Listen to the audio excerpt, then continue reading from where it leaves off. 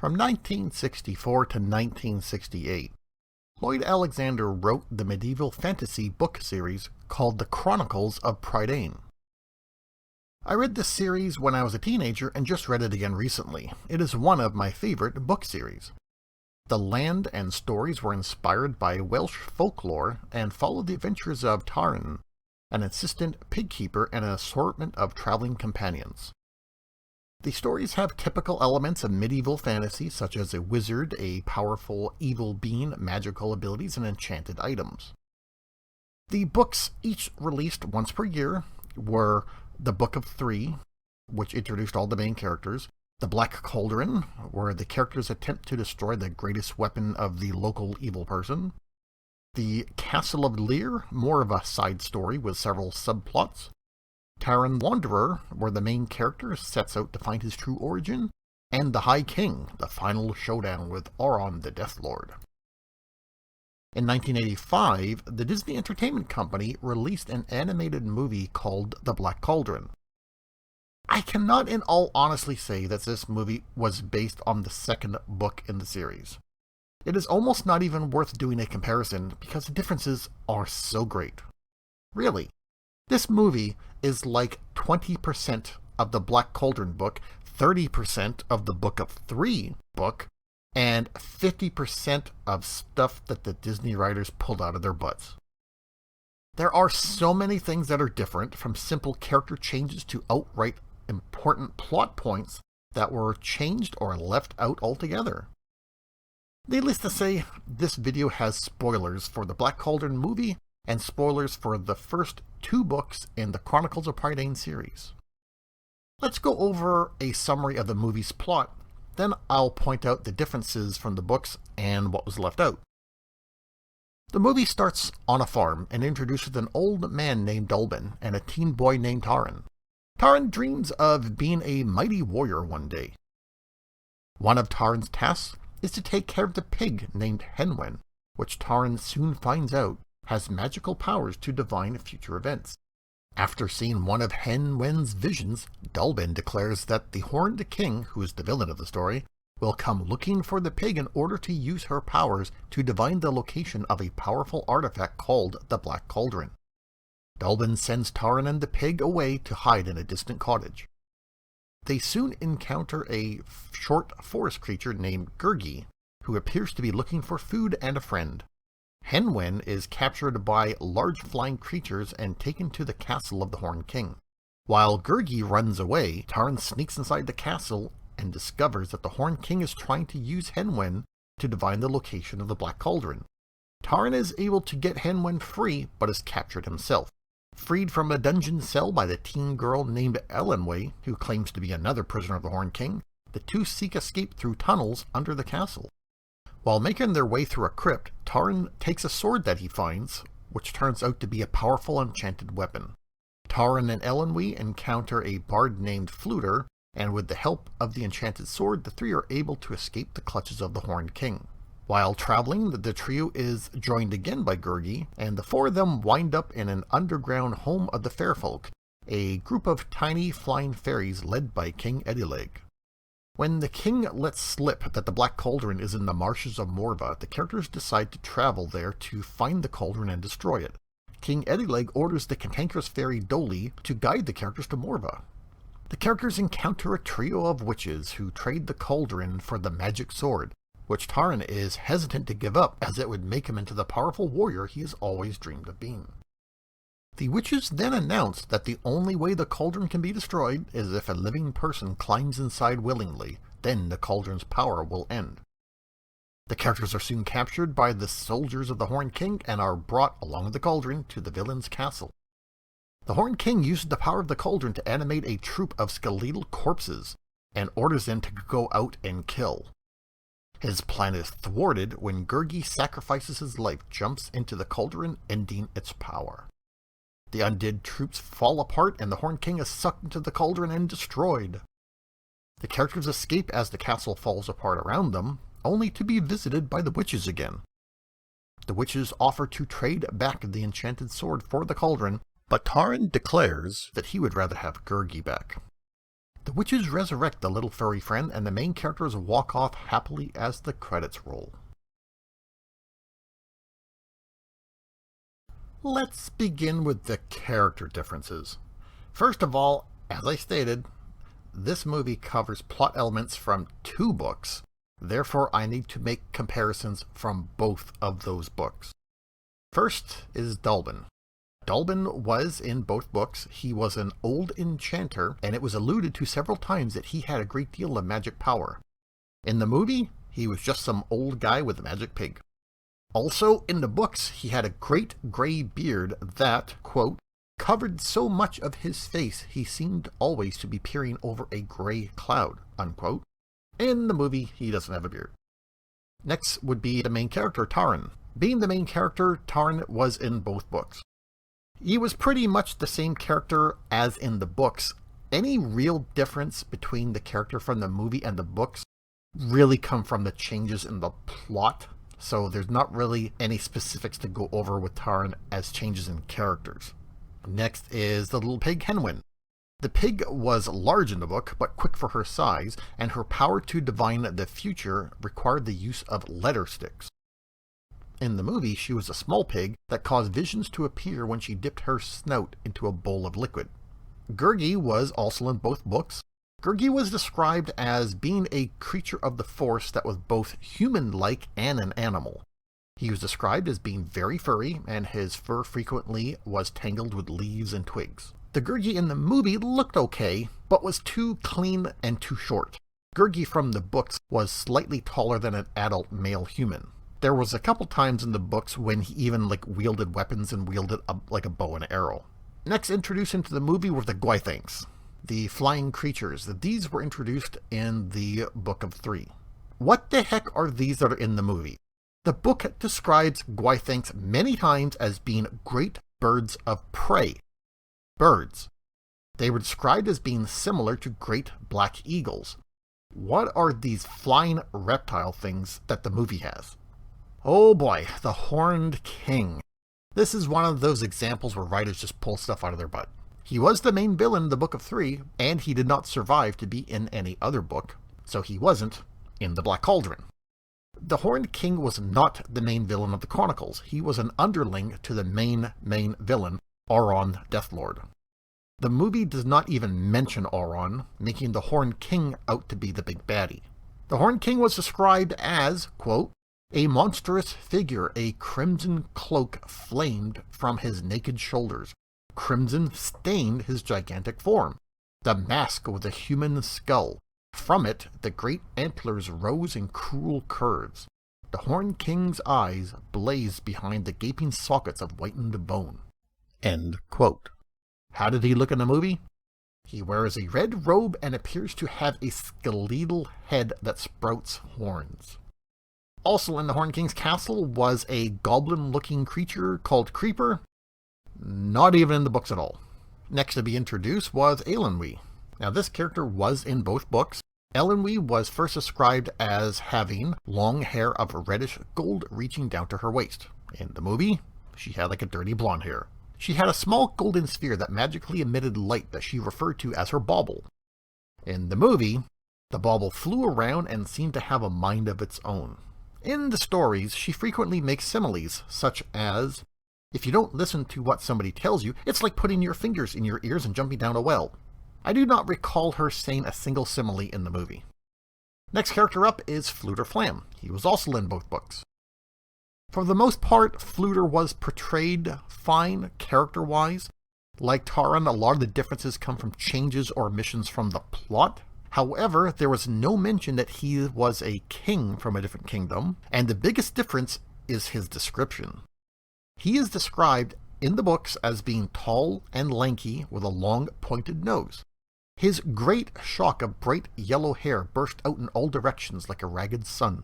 In the movie, he was a portly old man with short white hair. Did the writers not even read the books? The fair folk appeared in both books and are described as squat, round and stubby-legged people armed with axes and bows and arrows. In the movie, they were tiny winged fairies. Dolly, the cantankerous dwarven warrior who was unable to activate his ability to turn invisible, was a tiny winged fairy in the movie who had no trouble going invisible, and probably was blind because of it. The three witches, Orin, Ordu, and Orgok. They were introduced in the Black Cauldron-Book. The book dwells on the encounter with the three witches for much longer than the movie does. Because of that, there are too many differences to list. So I'll just say that the characters in the movie are essentially a greatly watered-down version of the ones from the book. Oh, and there was no sexual harassment in the book. Important characters from the books that are missing from the movie? Cole, the retired soldier that lives at the farm with Delbin and Taran. Auron, Death Lord, the evil sorcerer who was the central antagonist of the series, not even mentioned in the movie. Prince Gwydion. Oh boy. This character was very important in the Book of Three, and somewhat important in the Black Cauldron, and is not even mentioned in the movie.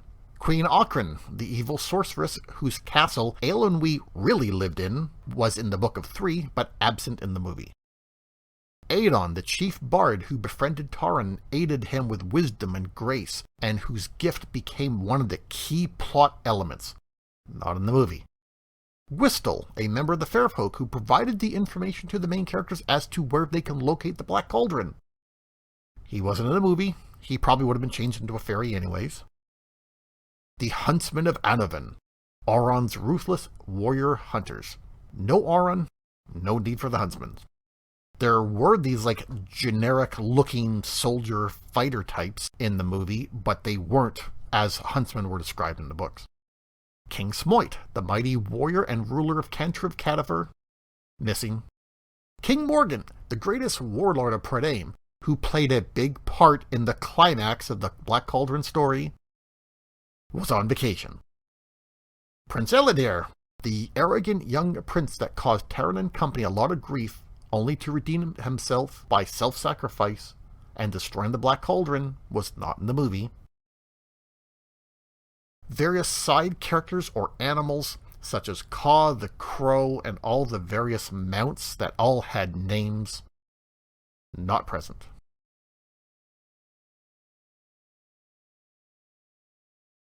So those are essentially just changes to characters or characters that were omitted from the movie. So what about plot elements that got left out?